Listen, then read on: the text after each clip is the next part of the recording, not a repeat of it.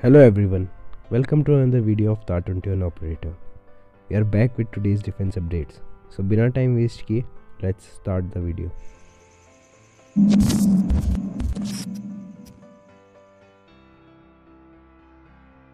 Ministry of home affairs ने arms rules में amendment किया है, जिससे मैन्युफैक्चरर्स की प्रोडक्शन लिमिट बढ़ जाएगी।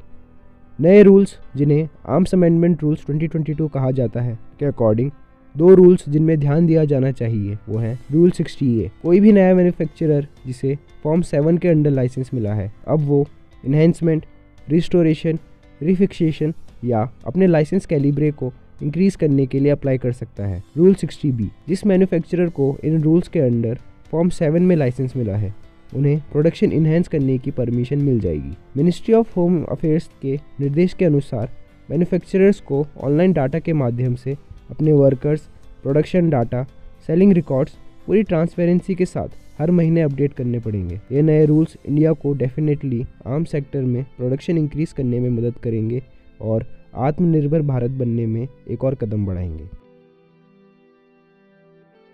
नेताजी सुभाष चंद्र बोस के 125वें जन्म दिवस के अवसर पर prime minister Narendra Modi India Gate में उनका एक भव्य स्टैचू इंस्टॉल करेंगे। प्राइम मिनिस्टर ने ट्वीट करके बताया, जब तक ग्रेनाइट से बना हुआ स्टैचू कंप्लीट नहीं होता, तब तक एक होलोग्राम स्टैचू इंस्टॉल किया जाएगा, जिसका इनॉग्रेशन 23 जनवरी यानी नेताजी के जन्म दिवस के अवसर पर होगा। रक्षा मंत्री राजनाथ सिंह ने भी पीएम को कॉन्ग्रेचुलेट करते हुए कहा कि इससे देश के युवाओं में पेट्रियटिज्म, सेल्फ रिस्पेक्ट और साहस की भावना और बढ़ेगी। इंडियन नेवी का पहला IL-38 SD एयरक्राफ्ट 44 ईयर्स की सर्विस के बाद डिकमीशन कर दिया गया है। एयरक्राफ्ट को 1977 में कमीशन किया गया था और इसका नंबर IN-301 था। IL-38 के इंडक्शन से इंडिया ने airborne long range multi role reconnaissance के एरिना में प्रवेश किया था।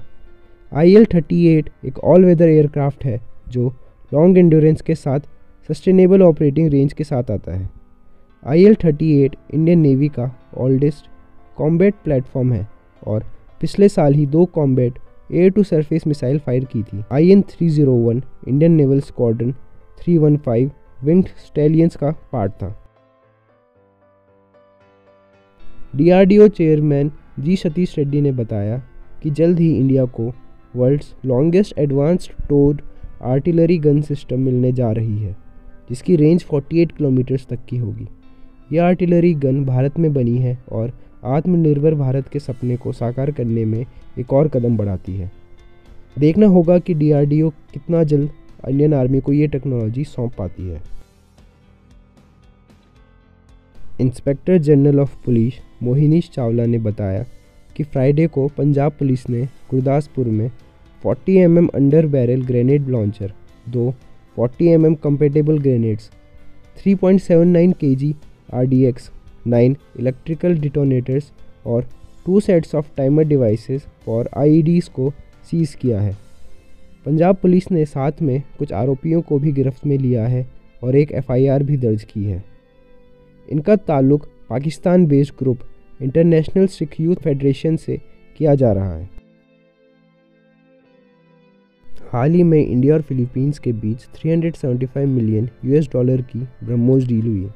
इसी डील को काउंटर करने के लिए चाइना ने फिलीपींस को मिलिट्री एड दी है। साउथ चाइना सी में डिस्प्यूट्स के बावजूद फिलीपींस ने इस एड को एक्सेप्ट किया है और बताया जा रहा है कि ये एड चाइना के जेन वाई फेंगाई के 2020 फिलीपींस विजिट पर किए गए वादे के मुताबिक है। इस एड में चाइना ने फिलीपींस को rescue and relief equipments, drone systems, detectors, water purification vehicles, ambulances, fire trucks, x ray machines, transport vehicles, EOD robots, bomb disposal suits, engineering equipment, dump trucks, fork lifts और earth movers दिए हैं और military items का एक और batch जल्द ही deliver होने जा रहा है। चाइना की ओर से इस समय में यह कदम ज़रूर भारत और फिलीपींस की ब्रह्मोस डील की वजह से ही आया है। Ministry of information and broadcasting ने फ्राइडे को 35 यूट्यूब चैनल्स और बाकी सोशल मीडिया में भी कुछ अकाउंट्स को बैन कर दिया है। ये चैनल्स एंटी इंडिया वीडियोस और मिस इन्फॉर्मेशन फैलाने में लगे हुए थे और ये सभी चैनल्स पाकिस्तान से ऑपरेट किए जा रहे थे। जिन अकाउंट को ब्लॉक किया है उनका content Indian arm forces, Kashmir, India's foreign relations and death of CDS general Bipin Rawat से रिलेटेड था। ब्लॉक्ड अकाउंट्स को ऑलरेडी 130 करोड़ लोग देख चुके हैं और 10 करोड़ से ज़्यादा लोगों ने सब्सक्राइब भी किए थे। Well, it is only a matter of time जब ये लोग अपने दूसरे चैनल्स बना लेते हैं। Indian ministry of information and broadcasting को कुछ परमानेंट सॉल्यूशन जल्द ही ढूंढना पड़ेगा। वर्ल्ड वॉर 2 के टाइम एक एयरक्राफ्ट जो 77 साल पहले कहीं गायब हो गया था, हिमालय में रिमोट एरियाज में बरामद हुआ है। 1945 के दौरान C-46 transport aircraft 13 southern Chinese लोगों के साथ कैरी कर रहा था, तभी मौसम ख़राब होने की वजह से कहीं गायब हो गया था। अब 77 साल बाद 3 गाइड्स को ढूंढते हुए एक टीम ने इस एयरक्राफ्ट के पार्ट्स को ढूंढा है। उम्मीद करते हैं कि आपको यह वीडियो इन्फॉर्मेटिव लगी होगी।